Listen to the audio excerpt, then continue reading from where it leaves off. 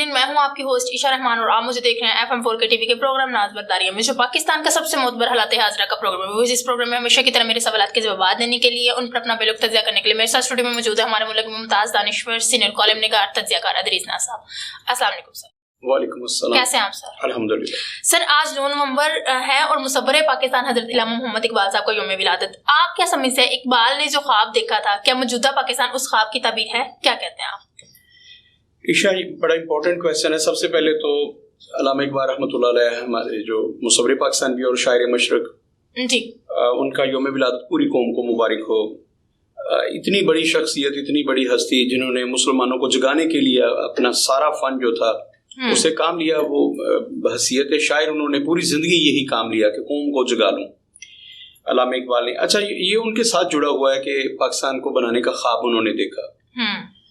चूँकि उनके साथ जुड़ा हुआ है इसलिए हम इसी पे बात करेंगे कि हज़रत अल्लामा मोहम्मद इकबाल उन्होंने पाकिस्तान का नक्शा पेश किया। आपको याद है ना कि जो करारदाद पाकिस्तान है जी, उसमें एक नक्शा जो बनाया कि मुसलमानों के लिए एक अलग मुमलकत हो जिसमें मुसलमान दीन इस्लाम के मुताबिक अपनी ज़िंदगी बसर कर सके। मतलब इकबाल का जो फ़लसफ़ा था जी, इकबाल जो मुमलकत चाहते थे, ऐसी रियासत, इस्लामी रियासत, खालिस्तान इस्लामी रियासत। अब मैं उस पर बात करूंगा जो लोग समझते हैं कि इकबाल और अल्लामा कायद रहमतुल्लाह अलैह एक सेकुलर मुमलकत के लिए काम कर रहे थे, उस पर हम बात करेंगे। तो अल्लामा इकबाल का जो फलसफा था और उनका जो ख्वाब था एक ऐसी रियासत के बारे में जहां पर इस्लाम को अमली तौर पर इम्प्लीमेंट किया जा सके।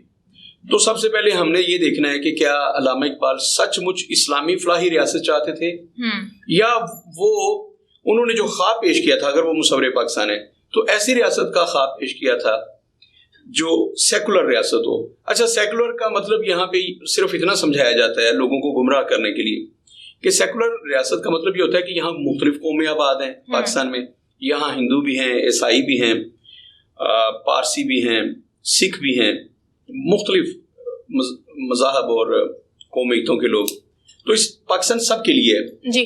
तो कहा यह जाता है कि उनका भी तो पाकिस्तान है, वो पाकिस्तान के शहरी हैं। तो वो कहते हैं कि जो उनका फलसफा था वो समझते थे कि तमाम कौमें जो हैं वो उसमें बिल्कुल उसी तरह जिंदगी बसर करें आज़ादी के साथ। पाकिस्तान जो है, इस पहली बात तो इस्लाम सबसे पहले आपको हक़ आज़ादी देता है। रियासत मदीना में आप देखिए, क्या वहाँ पे गैर मुस्लिम नहीं थे, वहाँ पे यहूदी नहीं थे, सारे लोग थे ना। रियासत मदीना ने जैसे उनका तहफ़्फ़ुज़ किया उसकी मिसाल कहीं नहीं मिलती। मतलब जो हुकूक मुसलमानों के थे, जब उन्होंने मुसलमानों की अताअत को कबूल कर लिया जी, तो फिर मुसलमान का जो हुक्मरान है उस पर फ़र्ज आयद हो गया कि वो अपने शहरी को तमाम तर वही सहूलियात देगा जो एक मुसलमान के लिए, उनके हम अकीदा के लिए। तो पहली बात तो ये कि ये जो कंसेप्ट है कि ये सेकुलरिज्म था, नो, इस्लाम से बड़ा सेकुलर मजहब तो है ही नहीं दुनिया में। इस्लाम आपको कहता है कि जो आपकी रैयत में है उनको पूरी आज़ादी दी जाए उनके मज़ाहब के मुताबिक ज़िंदगी गुजारने की, और उनको कारोबार करने के हर तरह के बराबर के मौके दिए जाएं, उनको सरकारी नौकरियां भी बराबर की सतह पे दी जाएं। तो ये तो पहली बात तो ये सेकुलर। अच्छा, इकबाल का जो फलसफा था मैं उस पर आता हूँ। इकबाल ने एक लम्हा के लिए भी ऐसे पाकिस्तान का तस्वर नहीं किया था जिसको आज सेकुलर समझा जाता है। जैसे भारत अपने आप को सेकुलर कहता है, क्या भारत सेकुलर है? आप देखिए, वो तो हिंदू ज़हनियत का हामिल एक मुल्क है जहाँ पे सिर्फ हिंदू जिंदा रह सकते हैं, बाकी कौमें जिंदा नहीं रह सकती। जो वो मुसलमानों के साथ और बिलखुसूस सिखों के साथ कर रहे हैं वो मिसाल है वहाँ पे। खैर, अल्लामा इकबाल ये समझते थे कि खालिस्तान एक ऐसी स्टेट होनी चाहिए। मैं उनके फलसफे को, उनके ख्वाब को, उनके एक शेर की मतलब उसकी तशरीह करके बताना चाहूँगा कि इकबाल ने कौन सा पाकिस्तान चाहा था। इकबाल चाहते थे कि हम एक ऐसा आज़ाद खिता हासिल करें जहाँ पे कुरान और सुन्नत के मुताबिक, मैं जिम्मेदारी के साथ बात कर रहा हूँ, अपनी बात इकबाल के मुंह में नहीं डालना चाहता जी।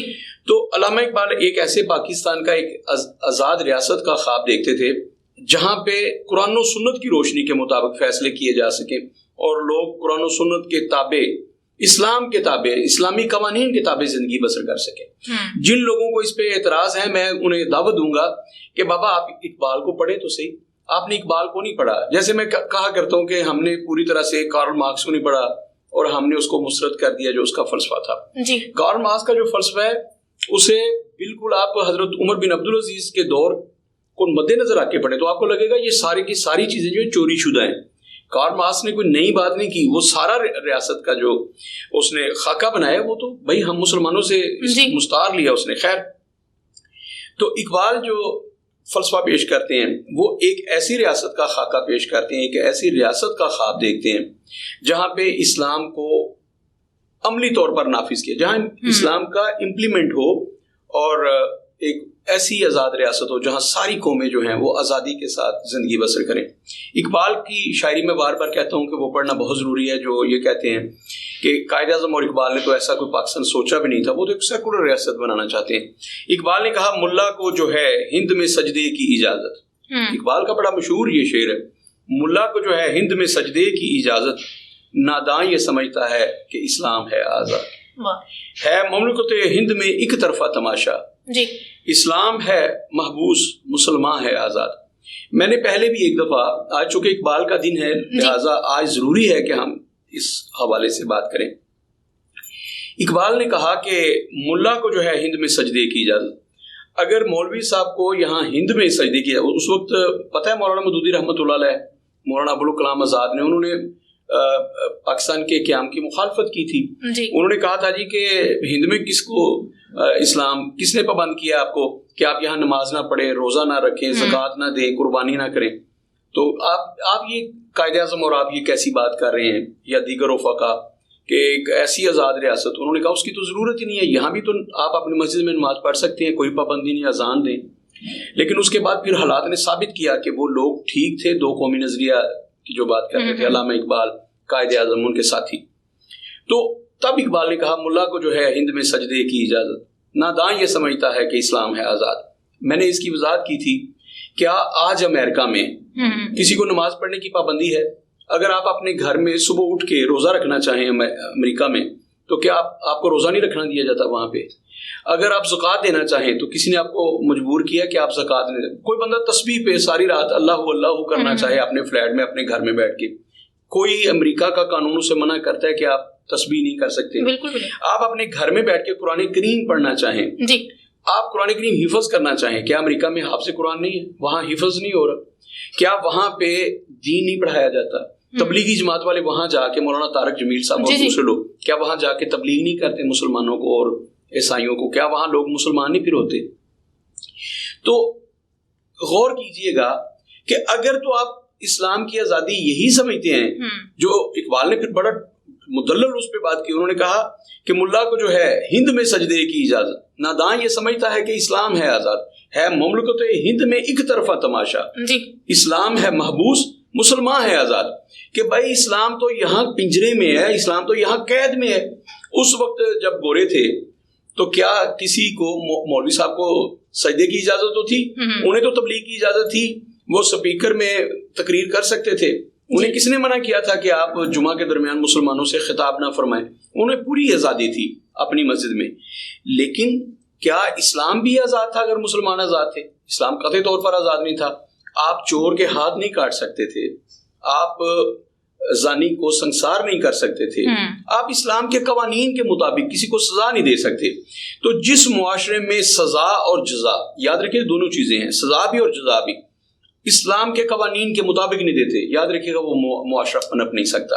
آپ دیکھیے پورے کا پورا یورپ کیوں آوازار ہے, بھارت میں دیکھیے آپ مسلمان جو ہیں یا دیگر اقوام کیوں پس رہی ہیں کہ وہاں پہ اسلام کے سنہری قوانین لاگو نہیں ہیں.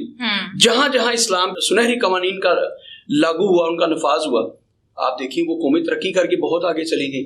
اب پاکستان میں جو آپ کا کویشچن تھا اقبال کا, تو میں واضح طور پر پرٹیکولرلی کہہ دوں کہ اقبال نے جس پاکستان کا خواب دیکھا تھا وہ صحیح معنوں میں اسلامی فلاحی ریاست تھی جس کا اقبال نے خواب دیکھا تھا.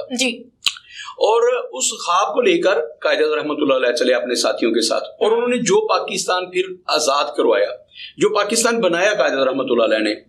علامہ اقبال تو پھر پتہ نا 21 اپریل 1938 میں دنیا سے چلے گئے. انہوں نے پاکستان بنتے ہوئے دیکھا ہی نہیں. خواب انہوں نے دیکھا لیکن پاکستان بنتے ہوئے نہیں دیکھا. اچھا پھر کیا ہوا کہ قائد اعظم نے 14 اگست 1947 کو ان کے خواب کو تعبیر بخشی. وہ پاکستان بن گیا. جب قائد اعظم سے پوچھا گیا نا کہ پاکستان کا قانون کیا ہوگا, تو انہوں نے کہا کہ قرآن و سنت کے موجودگی میں کسی قانون کی ضرورت ہے. تو اس کا مطلب ان کے مرنے کے بعد، ان کی شہادت کے بعد، میں تو شہادت کہتا ہوں، پھر ہم نے پاکستان کو رہنے نہیں دیا. اب جو نئے شوشے آتے ہیں نا کہ نیا پاکستان بنانا ہے، حقیقی آزادی، اس کا مطلب یہ ہے کہ ہم نے اقبال کی روح کو سمجھا نہیں اور ہم نے وہ پاکستان رہنے نہیں دیا. وہاں پہ اگر اسی پاکستان میں 1948 میں قائد اعظم کی وفات، وہ تو زندگی نے وفا نہ کی، اگر ان کی وفات نہ ہوتی اور پاکستان میں وہ صحیح معنوں میں اسلام کے نظام کا نفاذ کر جاتے تو بھئی آج کوئی نئے پاکستان کو نہ رو رہا ہوتا، کوئی نیا پاکستان تلاش کرنے نہ نکلتا، کوئی حقیقی آزادی لینے کے لیے نہ نکلتا. تو اسلام کا امپلیمنٹ نہیں ہو سکا. آپ نے جتنے بھی آئین بنائے، 56 کا آئین بنایا، ناکام ہوا، امپلیمنٹ نہیں ہو سکا تھا، میں نے اس پہ بھی بات کی ہے. 1973 کا آپ نے آئین بنایا، پوری قوم نے متفقہ فیصلہ دیا جی، لیکن 1973 کا آئین ہوتے ہوئے بھی ہم حقیقی آزادی کے لیے کیوں ترس رہے ہیں؟ کبھی غور کیجئے گا کہ 1973 کا آئین ہو آپ کے ملک میں اور اس کا پوری طرح سے نفاذ ہو. جی، میں نے متعدد مرتبہ کہا ہے کہ 1973 کے آئین کی موجودگی میں کسی اور آئین کی ضرورت نہیں ہے. بھائی یہ جو بات کرتے ہیں نا کہ اسلامی شرعی نظام لائیں، تو یہ 1973 کا آئین تو سب سے پہلے اس بات کی گواہی دیتا ہے کہ وہ اس قرآن و سنت کے تابع ہے، مطلب گورے کے قانون کے تابع نہیں ہے. اس میں سب سے پہلے یہ شک شامل کر دی ہے کہ ہر وہ قانون مسترد ہوگا جو قرآن و سنت کے منافی ہوگا. تو 1973 کے آئین کو صرف اس کی روح کے ساتھ آپ نے اس کی امپلیمنٹ ہونا دینا تھا، آپ نے ہونے نہیں دیا 1973 کا آئین. اب جو بندے نیا پاکستان بنانے کے لیے نکلے نا، یہ حقیقی آزادی، اس کا مطلب یہ ہے کہ اگر آپ ایک بات کے لیے آواز اٹھا دیں کہ اس ملک میں آئین اور قانون کی حکمرانی ہوگی، چلے، کیونکہ لوگ بد کے ہوئے ہیں قرآن اور حدیث سے.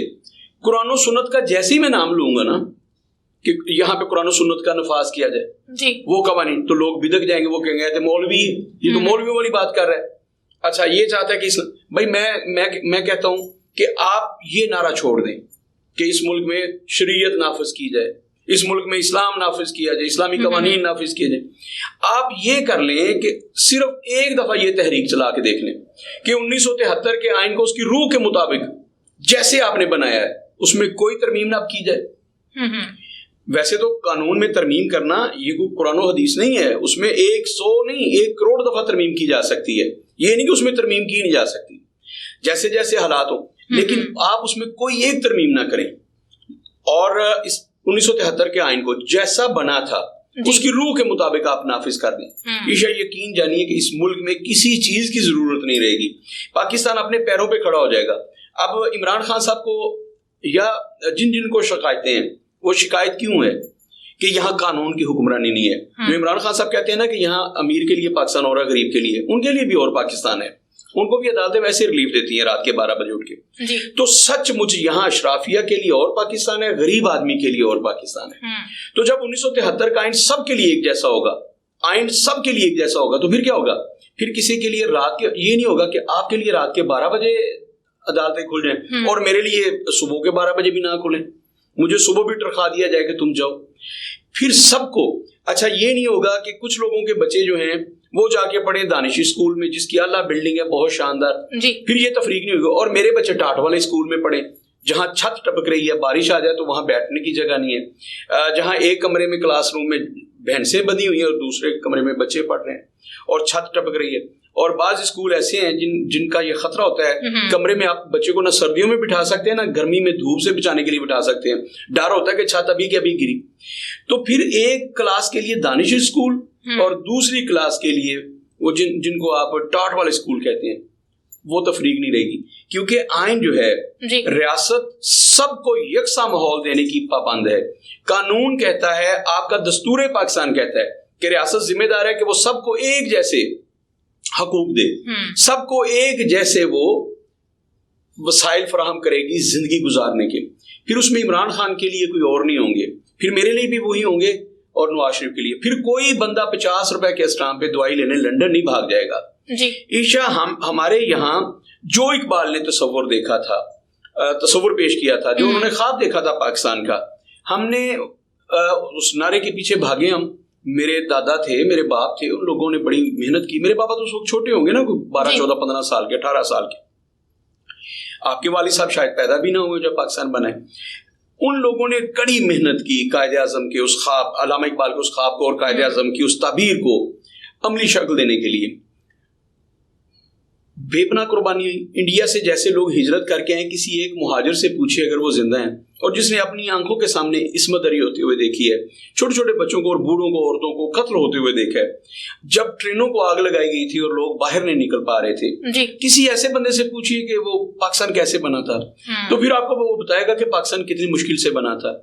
ہم نے پاکستان کا حلیہ بگاڑ دیا, ہم نے آئین بنایا اور اس پہ عمل نہیں ہونے دیا.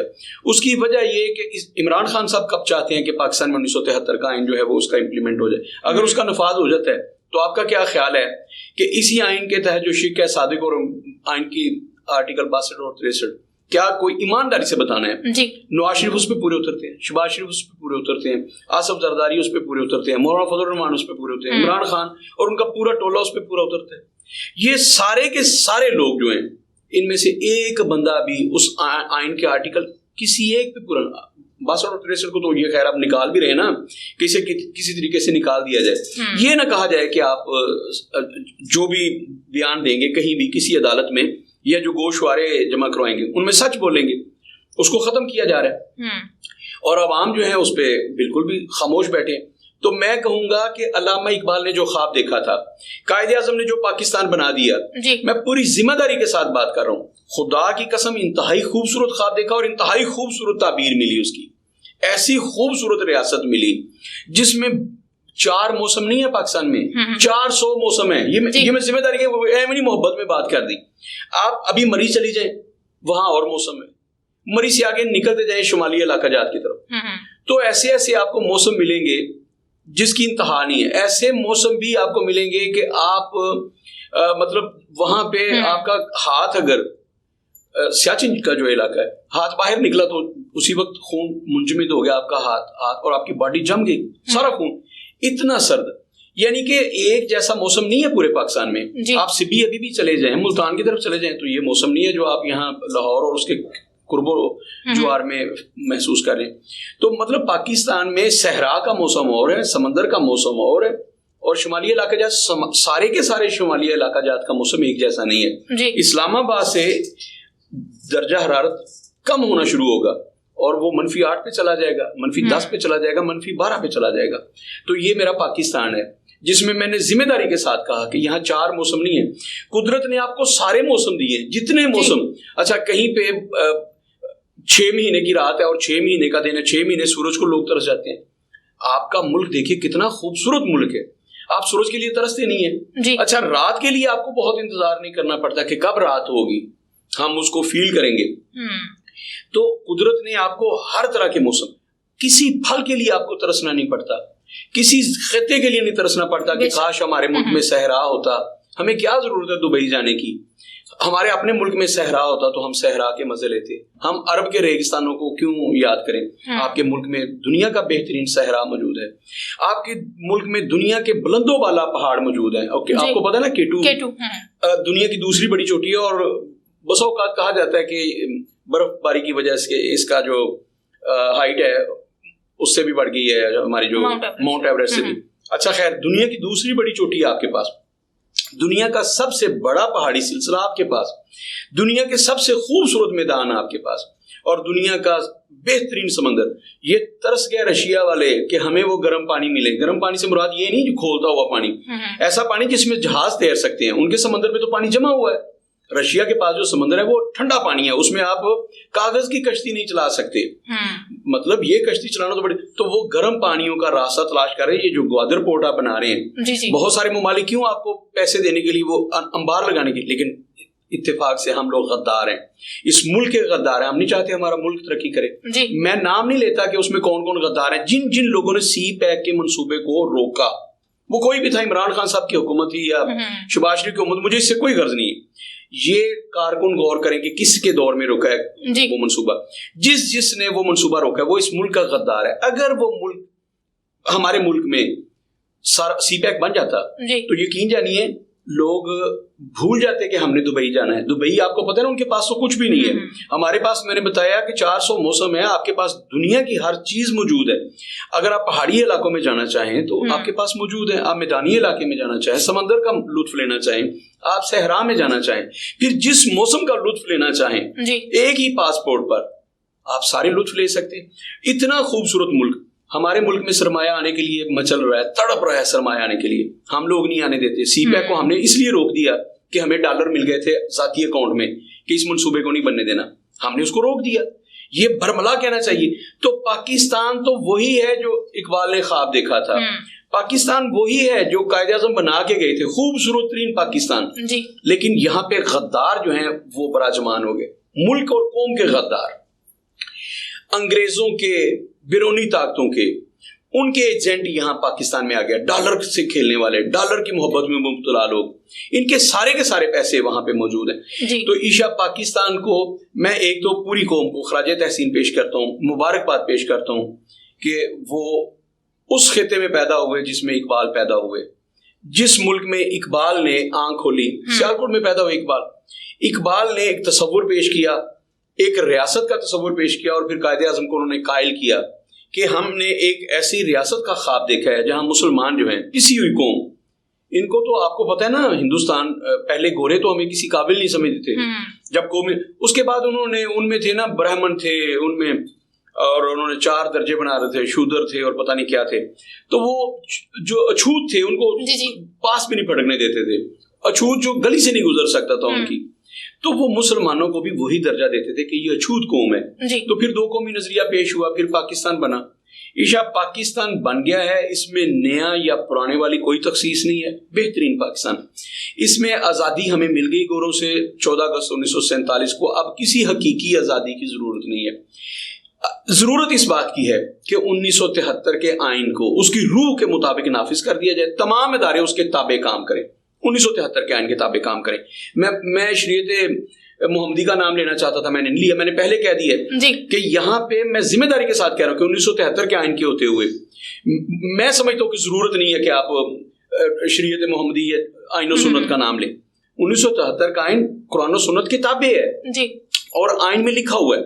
1973 کے آئین کو آپ نافذ کر دیں, اس کی اصل روح کے ساتھ, پوری طاقت اور توانائی کے ساتھ نافذ کر دیں, اور پھر کوئی کالا کوئی گورا, کسی کو کسی پہ برتری نہیں, سب کو ایک جیسے حقوق ملے. کوئی بندہ اگر چوری کرتا ہے تو وہ اسی جیل میں جائے گا جہاں ایک غریب آدمی جاتا ہے, اسی میں نواز شریف بھی جائیں گے, اسی میں شہباز شریف بھی جائیں گے, اور اسی میں عمران خان صاحب جائیں گے. ان کے لیے کوئی ایلیٹ کلاس کی جیل نہیں ہوگی. جس کا بھی علاج ہوگا اسی ہاسپٹل میں ہوگا.